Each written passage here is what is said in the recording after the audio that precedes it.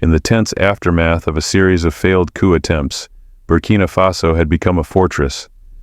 The Sahel was under high alert, the air heavy with mistrust, and every foreign presence was scrutinized with military precision.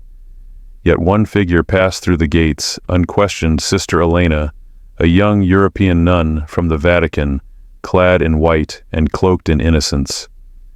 Claiming her mission was purely humanitarian, to offer spiritual guidance and teach the gospel in remote regions, she was granted exceptional access. Backed by official Vatican credentials, she traveled freely across refugee camps and even classified military zones. Her prayers seemed to bring comfort, her presence unthreatening. But soon whispers began to rise. Her sermons subtly shifted. Her words hinted that the current leadership had abandoned the faith and that the land required purification from the West. Some soldiers, once devout and loyal, started speaking in riddles of divine missions and heavenly reckoning. What no one saw was the tiny pulse of a microwave signal hidden beneath her chapel floor, transmitting in short bursts to Rome, and from there to an undisclosed Western intelligence agency. The real turning point came at a remote base near Ouahigouya, where Sister Elena arrived late one evening under the pretext of blessing the elite special forces. Her arrival was as always gentle and serene. The guards welcomed her, heads bowed in reverence.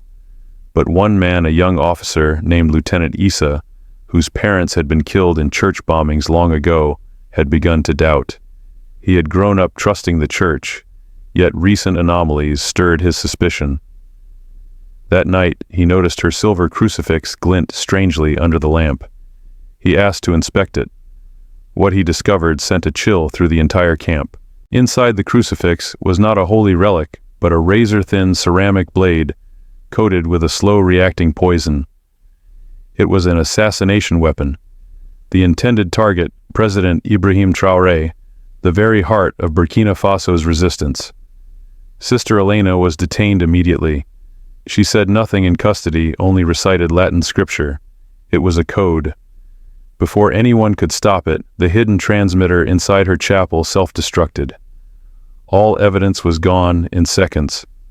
President Traoré was informed at once. He ordered complete silence. There would be no press, no international scandal, no official accusation against the Vatican. The cost of public outrage, both spiritual and political, was too high. But in his heart he understood this had not been a lone act. The betrayal hit Lieutenant Issa harder than anyone. He had defended her. Let her pray with his men.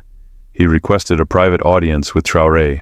In that meeting, two men, one who still believed in heaven and one who believed only in people, faced the cost of misplaced faith. If even a nun can carry death in her cross, Issa asked, who can we trust? Traoré replied calmly, we don't worship trust, Lieutenant. We test it. Every day. Elena was eventually extradited in silence, sent back to Rome under heavy diplomatic cover. The Vatican denied involvement, placing her in permanent seclusion. In the weeks that followed, churches across Burkina Faso were quietly inspected. Some were closed. Others reformed under local leadership. No arrests, no headlines. Just a quiet cleansing of influence. And on a clear Sunday morning in the heart of Ouagadougou, Lieutenant Issa stood before his troops holding a different cross, a plain wooden one crafted by his own hands. He prayed not in Latin, but in Mooré, the language of his ancestors. For in his homeland's new dawn, faith no longer came from Europe. It rose from the red soil beneath his feet. They trusted her because she wore a cross. A soft-spoken European nun from the Vatican, Sister Elena, walked into Burkina Faso with a Bible in one hand and a weapon in the other. She said she came to pray. But beneath that holy smile was a blade meant for Captain Ibrahim Traoré himself. In a country fighting for its soul, betrayal came dressed in white robes. This isn't fiction. This really happened. And if you think faith can't be weaponized, think again. Like this video. Subscribe now because what we're about to uncover will shake your view of God, power, and trust. If you believe that even a small nation can stand tall against the weight of global empires. If you believe that Africa deserves to write its own story, not in someone else's language, but in its own voice, its own blood, its own truth. If you've ever seen that fire burning in the eyes of Captain Ibrahim Traoré, then this story is yours. Like this video. Subscribe to this channel. Not just to show support, but to stand with us. Together we are part of a quiet storm. The whispers have become thunder, and the world is about to listen. They let her in because she came from the Vatican. She prayed, she smiled, she spoke of peace. But her silver cross, it wasn't a symbol of faith. It was a ceramic blade laced with poison. She didn't come to bless anyone. She came to silence Captain Ibrahim Traoré. One strike, one wound, one dead revolution. In a small chapel near the border, soldiers intercepted strange signals. Bursts of encrypted microwave frequencies. Not prayers, not sermons, coordinates, instructions. They traced it back to a confession bench, under the seat hidden wires, a transmitter, sending everything back to Rome, and from Rome to the West. When news reached Traoré, he didn't go on television, he didn't raise alarms, he ordered silence. Because this wasn't just about a nun, it was about the soul of the nation. If even a symbol of holiness could be turned into a weapon, what and who could the people still trust? He knew this attack wasn't just on him, it was on the spirit of Burkina Faso. Lieutenant Issa had protected her, prayed beside her, let her bless his men, and now he lived with the guilt. He met Captain Traoré not as a soldier, but as a man betrayed. If we can't even trust the church, he said, what is left? Traoré answered with calm fire, we don't need blind faith, we need clear eyes. Our loyalty is to the people, not to symbols. Sister Elena was expelled quietly. The Vatican denied everything, but the damage was done. In mosques, churches, and village shrines, people began to ask deeper questions. Not about God, but about power, trust, and silence. And Issa, on a quiet morning, stood before his troops with a wooden cross, carved by his own hands. He prayed, not in Latin, in Mooré, the voice of his ancestors.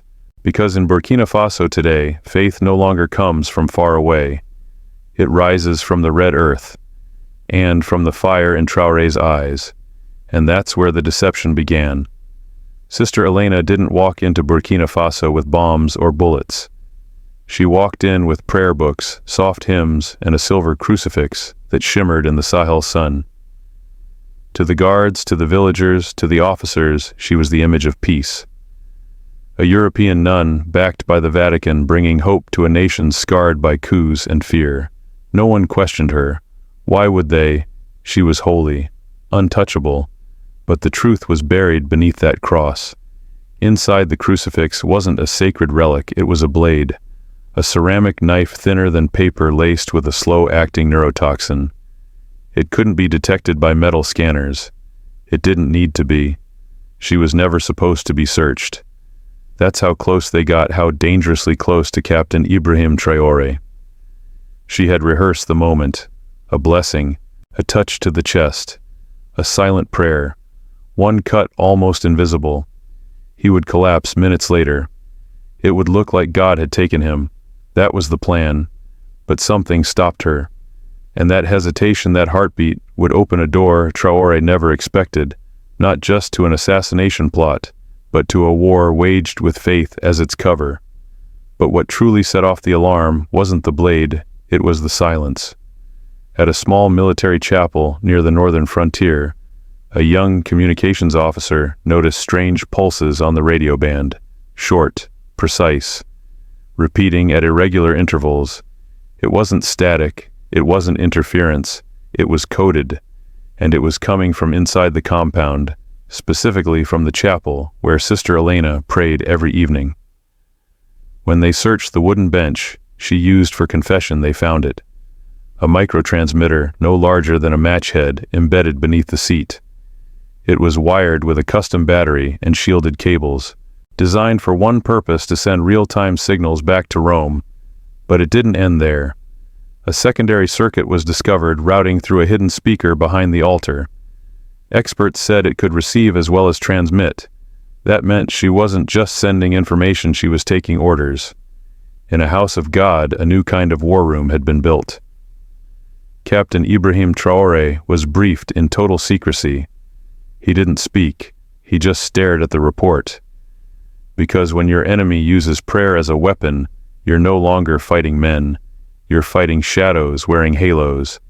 And yet, despite everything, Captain Ibrahim Traoré refused to go public. No press conference, no televised outrage, no fiery speeches, just silence, calculated, deliberate, powerful, because this wasn't just an attack on his life. It was an assault on the soul of Burkina Faso. If the church, or what looked like the church, could be used to smuggle in a weapon, what else had been compromised? He knew the headlines would spiral out of control. Traoré arrests Nun. President declares war on religion. That wasn't the fight he wanted. He didn't need more chaos. He needed clarity. Instead, he called for a quiet internal probe. Every chapel, every religious visitor, every radio frequency. No arrests, no drama, just eyes everywhere. Behind closed doors, he studied the files himself. The reports, the timelines, the moments he had unknowingly stood within arm's reach of death. And in those silent hours, Captain Ibrahim Traoré made a decision. He would not let Burkina Faso become a battlefield of crosses and flags. This war would not be fought with loud declarations, but with vigilance, with restraint, and with truth. Because in a land where faith had become a disguise, trust had to be rebuilt, one heartbeat at a time. But the deepest wound didn't come from the blade, it came from the guilt. Lieutenant Issa, a devout soldier who had once considered the church his second home, was the one who had welcomed Sister Elena into the base. He had offered her tea. He had bowed his head during her blessings. He had let her stand inches from the men he was sworn to protect. When the truth came out, Issa didn't sleep. He requested a private meeting with Captain Ibrahim Traoré, not as an officer, but as a man broken by betrayal. I let her in, he said, eyes heavy. I let her pray over us. I let her stand behind you. Traoré didn't raise his voice. He simply listened. Then he said something Issa would never forget. We don't blame the faithful for the sins of the deceiver. What matters is what you do once the mask is removed. It wasn't a reprimand. It was a reminder that in times of war, loyalty is not just about protection. It's about awakening. And for Issa, that day marked a transformation. He no longer saw uniforms or robes. He looked for what was real and began to serve with both eyes open. And even after the threat was contained, the damage couldn't be undone. Sister Elena was never put on trial. She was handed back to the Vatican through a quiet diplomatic exchange. No press release, no photo, no justice for the betrayal she carried beneath her robes. The Vatican, as expected, denied any knowledge. They said she had acted alone, that she was mentally unwell, that she needed seclusion, not interrogation. But inside Burkina Faso, the silence said everything. Captain Ibrahim Traoré didn't need to shout. His government moved quietly like a surgeon removing infection without tearing open the wound. Religious institutions were reviewed. Foreign clergy were rescreened. A new protocol was introduced for spiritual visitors entering conflict zones. Nothing loud, just clean, firm control. But the real shift happened in the hearts of the people. For years, many had believed that holiness came from Europe, that wisdom spoke in Latin, that salvation wore white robes. But now, questions echoed in the mosques, in the village churches, under the stars of the Sahel, not about God, but about control. Who decides what is holy? Who gets to speak in the name of peace? And who profits from silence? In one quiet ceremony weeks later, Lieutenant Issa stood before his platoon with a wooden cross in hand. It wasn't polished, it wasn't decorated, It was carved from the broken bench in the very chapel where Elena had sent her signals. He lifted it slowly, hand steady. He spoke not in Latin, not in French, but in Moray, the language of his people. And he prayed, not to Rome, not to a distant hierarchy, but to the ancestors who had walked this land long before maps were drawn. His words were simple. We trust again, but this time with open eyes. Captain Ibrahim Traoré was there watching from a distance. He didn't interrupt. He didn't speak. He just nodded once and walked away. Because for Traoré, this was never just about espionage or assassination. It was about reclaiming something far more sacred, the right to believe in one's own terms, the right to defend not just borders, but the dignity of thought, of faith, of history. That day, the cross was no longer a symbol of submission. It had become something else entirely, a scar turned into a promise. And from that moment on, a quiet shift spread across the land. You couldn't see it on maps. You couldn't measure it in headlines. But in the eyes of the soldiers, the villagers, even the elders, something had changed. The people no longer waited for blessings from above. They began to speak their own, with the fire that Captain Ibrahim Traoré had refused to let die. Burkina Faso did not crumble under the weight of that betrayal. It stood, not because it had more weapons or stronger walls, but because it had something far rarer, a leader who understood that some wars are not won with bullets, but with truth. Captain Ibrahim Traoré didn't launch missiles. He didn't retaliate with fury. He chose something harder. He chose to expose the lie and still protect the faith of his people.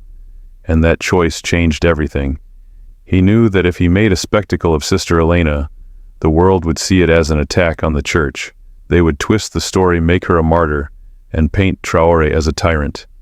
So instead, he let silence do the talking. But behind that silence was movement, calm, careful, precise.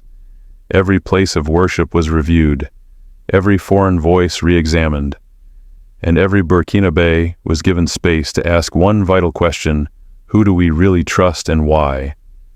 That is where the revolution quietly deepened, not just in government halls or military posts, but in schools, in homes, in prayer circles. Young people began to learn their history not from textbooks written abroad, but from their elders. Soldiers stopped saluting blindly and started asking harder questions. And faith returned to its roots, not as an export, but as something born of the soil, spoken in Moray, sung in drums, carried in calloused hands. Lieutenant Issa became a symbol not of shame, but of awakening. The man who once bowed to an assassin in a nun's habit now stood taller than ever, because he had the courage to see clearly and stay. And Captain Ibrahim Traoré, he became more than a president. He became the living proof that leadership is not about destroying enemies. It's about refusing to betray the people who trust you, even when betrayal surrounds you. He looked evil in the eye and chose not to become it. That's what makes this story more than just a political thriller or an espionage tale. It's a mirror, a reminder that even in the most remote corners of the world, justice doesn't always roar. Sometimes it whispers, sometimes it kneels, sometimes it wears a cross not to kill, but to heal. And if you're still listening, if you've made it this far, then perhaps this story is not just about Burkina Faso.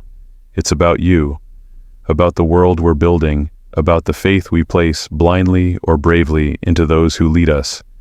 So ask yourself, if betrayal can come in robes and smiles, what does real trust look like? And if Captain Ibrahim Traoré can defend a nation with truth instead of vengeance, then what might you defend if given the chance? Like this video, subscribe, share this story, not because it's dramatic, but because somewhere someone still believes that faith can't be faked and dignity can't be poisoned. Let them hear this. Let them know Africa sees now, and Africa remembers. If you believe that a small nation can still stand tall against the crushing weight of global power, if you believe that Africa has the right and the voice to write its own story in its own language on its own soil, if you've ever seen the fire in Captain Ibrahim Traoré's eyes, the kind that says, "We will not kneel, even when the world demands it," then this story belongs to you. This is not just about faith, not just about betrayal. This is about a people reclaiming their dignity. This is about truth breaking through silence. This is about Africa not waiting to be saved, but rising to lead. So like this video, subscribe to this channel, not out of habit but out of solidarity, not just to support but to stand shoulder to shoulder with a movement that's growing louder every day. The whispers have become a storm, and it's sweeping across the continent, across generations, across lies, built centuries deep. If you're ready to walk through that storm with us, now is the time. Africa is speaking, and this time the world will listen. The story of Sister Elena and Captain Ibrahim Traoré is not just a tale of espionage, betrayal, or political survival. It is above all a mirror reflecting the deeper truths about power, faith, and identity in a world where the lines between salvation and manipulation have grown dangerously thin. From this story, we draw a lesson that stretches far beyond Burkina Faso, a lesson about what it means to trust, to lead, and to awaken. At its core, the story teaches us that symbols can lie. For centuries, humanity has been conditioned to believe that what wears a robe is holy, that what carries a cross is righteous, and that what comes from the West must be pure. But in Sister Elena's crucifix, there was no grace, only a weapon. And in her smile, no mercy, only a mission. It reminds us that evil no longer always approaches with a growl or a gun. Sometimes it arrives with a blessing. The danger of modern deception lies in its elegance. It adapts. It knows how to speak softly while poisoning minds. It can dress as faith, charity, or peace and still serve conquest. Yet within this warning comes a deeper call to sharpen discernment. Captain Ibrahim Traoré did not respond with fear or rage. He responded with clarity.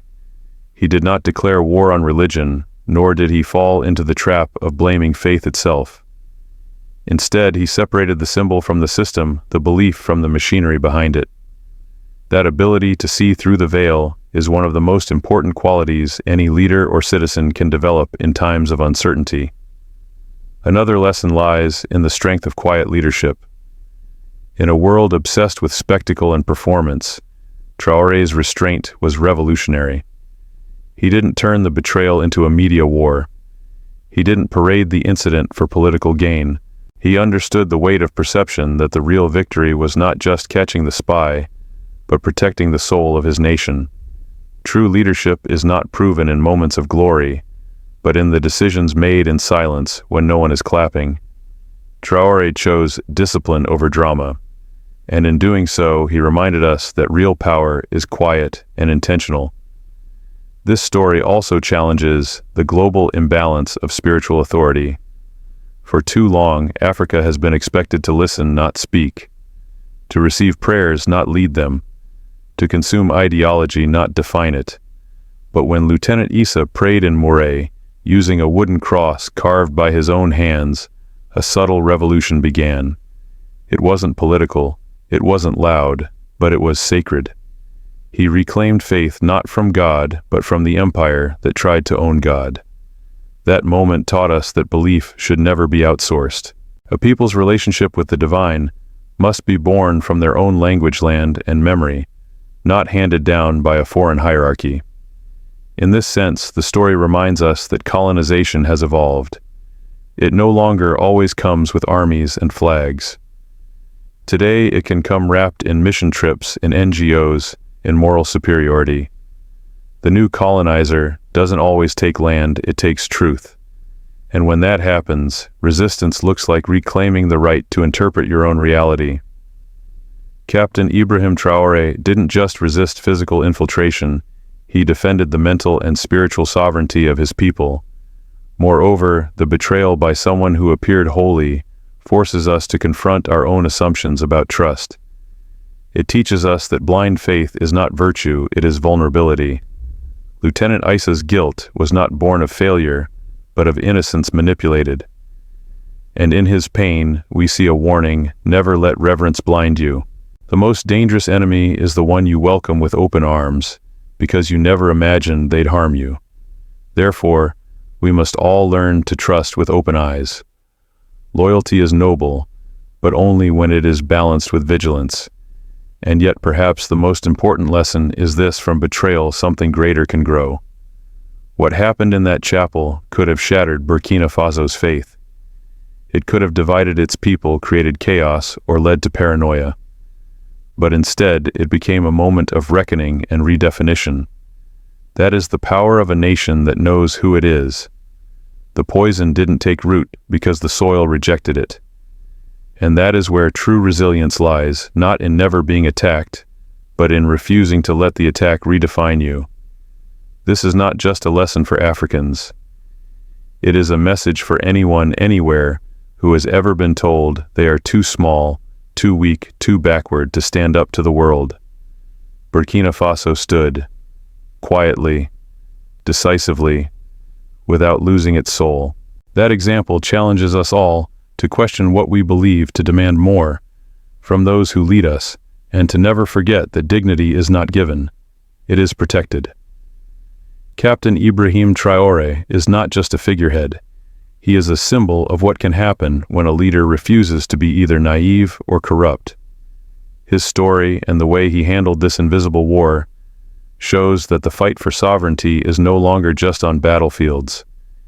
It is in classrooms, on radio frequencies, in pulpits, in language and culture, and in faith. And if we are to win the wars of this century, we must learn to see those battlefields for what they truly are. In the end, this story gives us hope, not because the danger was avoided, but because the response was righteous. Not because evil failed, but because good did not blink. From a single crucifix came 1,000 questions, and from those questions 1,000 awakenings.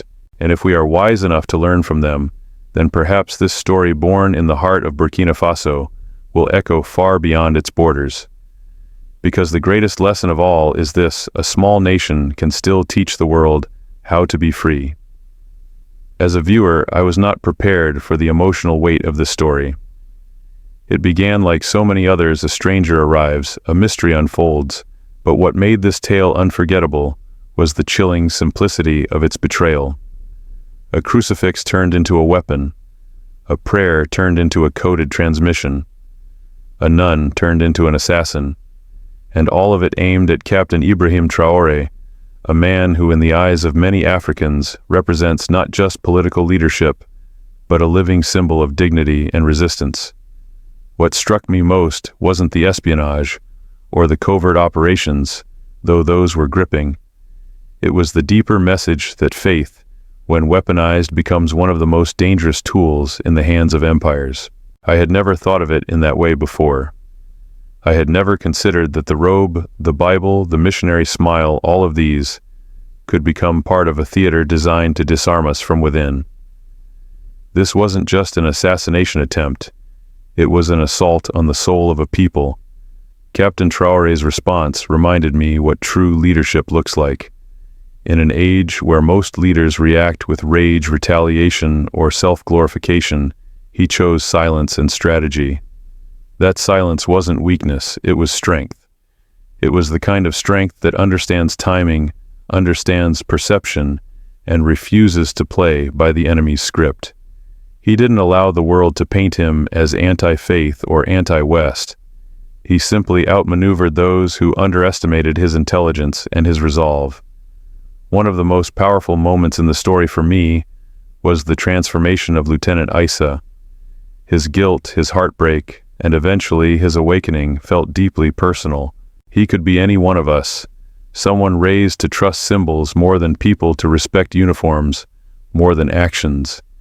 And yet, when he stood before his platoon with a wooden cross, he carved himself praying not in Latin, but in his mother tongue.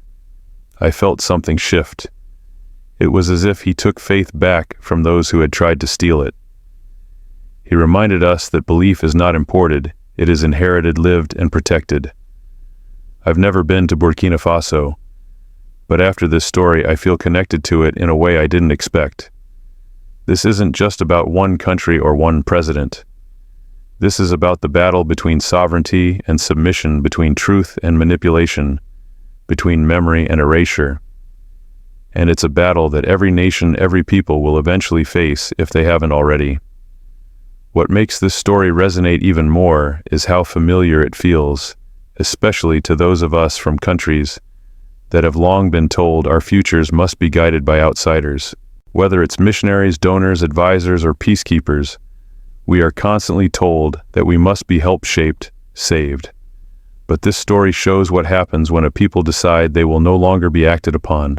They will act. Captain Ibrahim Traoré didn't just survive an attack, he exposed a pattern. And once exposed, it cannot be unseen. There is also something deeply poetic about the way the story ends, not with gunfire, not with revenge, but with a soldier reclaiming prayer in his own language. That, to me, is the most revolutionary act of all, because so many of our battles today are not fought with armies. They are fought with words, with symbols, with meaning. The real colonization is not just of land, but of minds. And when Isa prayed in Morée, he declared that colonization ends where understanding begins. This video is not entertainment, it's a wake-up call. It reminds us that vigilance is not paranoia, it's protection. That trust is not weakness, it's a gift. And that real independence is not just declared on paper, it must be defended every day in every space, even in the quietest corners of society. Captain Ibrahim Traoré's leadership gives me hope.